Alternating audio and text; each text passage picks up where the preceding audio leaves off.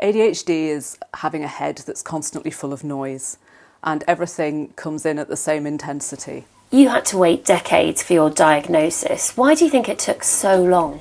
Bluntly, it's because I was female. There's a stereotype that attention deficit hyperactivity disorder only affects naughty boys. Small white boys, like just running around in class, that is literally all I knew about ADHD. It's estimated that at least tens of thousands of women in the UK could have undiagnosed ADHD. You know there's something, but you don't know what it is. These women have spent much of their lives feeling misunderstood.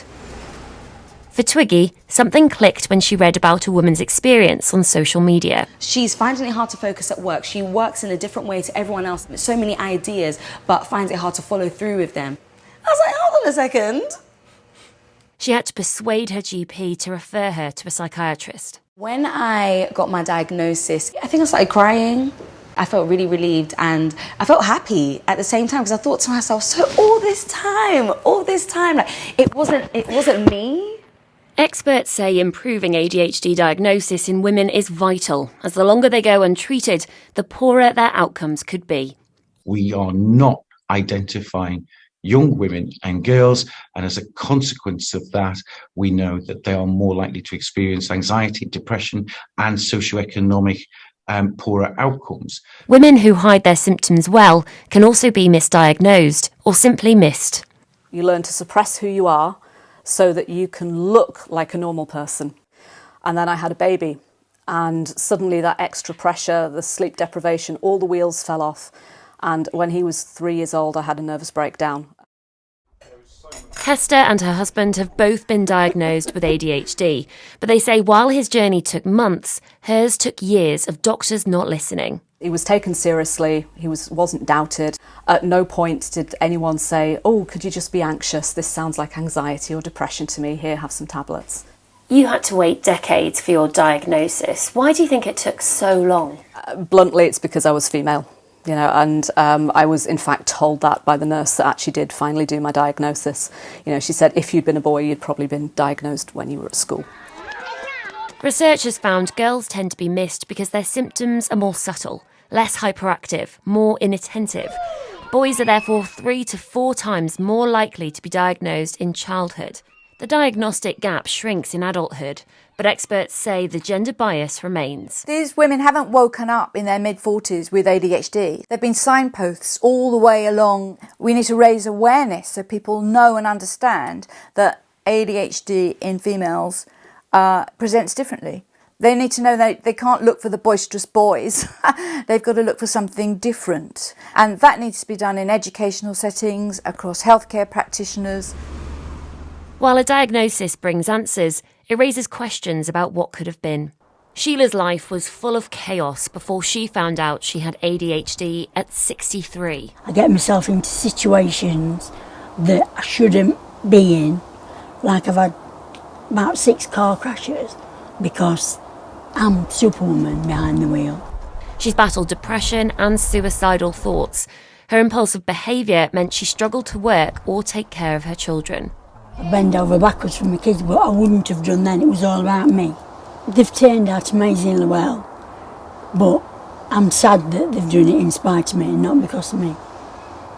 All the women we've spoken to say their diagnosis has improved their lives. For some, medication and therapy has helped. For others, all they finally needed were answers. ADHD is very much still there. It's me. It's a part of who I am.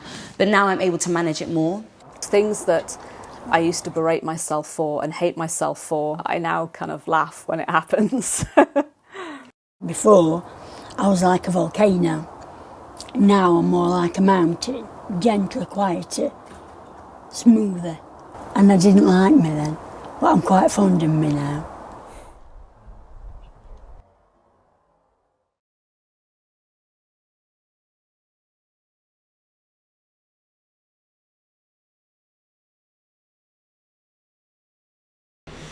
Today we're going to do our first mental health podcast in a while on ADD, chapter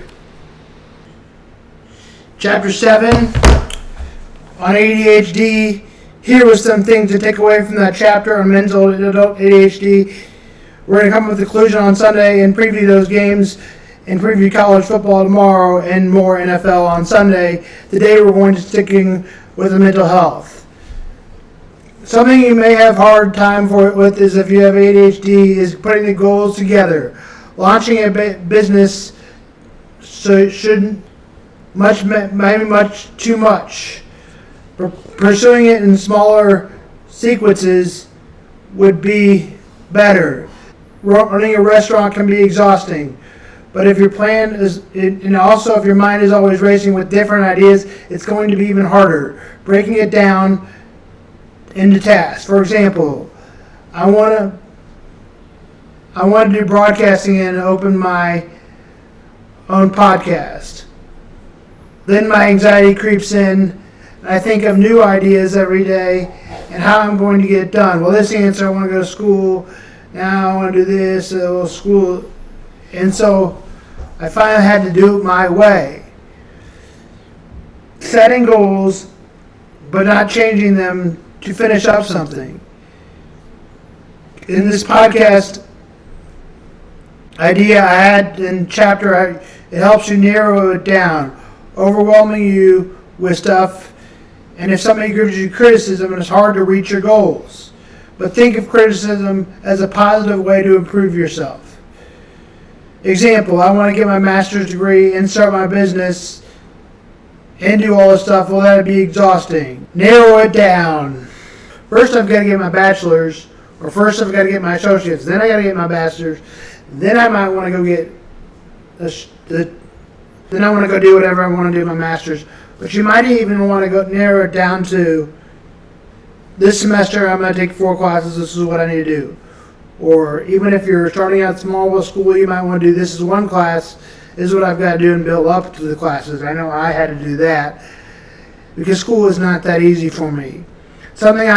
Goals I have came up with is making my own podcast, something I am still passionate about, sports and mental health, how to launch it. Now I want to make money and passionate and also donate things to a percentage of a community or an organization that I care about. But I've got to break it down in parts. Some people pull all-nighters, and that makes them do not well on the test or the class. Also, sometimes I've stopped a class for criticism and not wanting to finish the class at all. Just when the first day of the project came up and I didn't complete it right, I just didn't go to the class. I just didn't want to do it. If a new problem arises, you'll stop focusing on that other problem or on that other project that you might be willing to do. Projects are becoming late because people are off task, or assignments are becoming late, or you're not studying enough for the test or whatever. They may not have images of somebody leaving if it's a work, and then they don't know how to follow if the other person leaves, they can't follow and they become exhausted because plan A didn't work. According to the Mental Health Men's ADHD book, if they only worry about one plan, that hurts them. They may not be able to draw back to the project if somebody leaves or whatever happens. Poor analysis refers to poor breaking down projects. A person with ADHD may need assistance with breaking down the goals. They get excited about taking things for food-wise. They want to eat healthy, but then they see this dessert and then they want to eat that dessert. And that's what happens with me sometimes. If you're painting a picture, it is better to copy off the picture, and that might give you an idea of breaking down the picture. Men with ADD obviously have a hard time breaking down. In CBT, it breaks down a goal. It makes you come up with a goal. When you make a breakdown, meaning something, you are better at it. This is why an outline would help. Comparing yourself to others with what grades they get and what they do with their life is not helpful. Us or they think about how bad they do if they compare themselves to other people. Social media makes this a problem because a friend brags about a new car and shows it off, and then you think, why did I not get that car? In CBT, the book helps that too. Repeating a phrase that I am good, I am better, helps you get done with the task.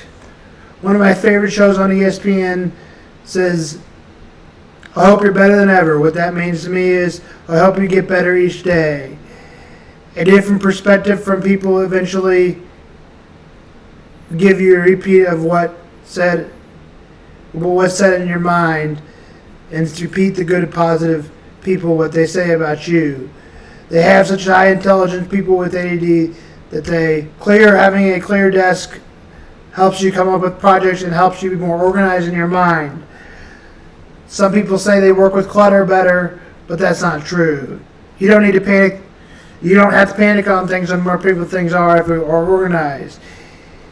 Even if plan B comes, welcome the new things. Try not to have anxiety about it. But by looking at the plan, thinking of adjusting the plan instead of having anxiety about it.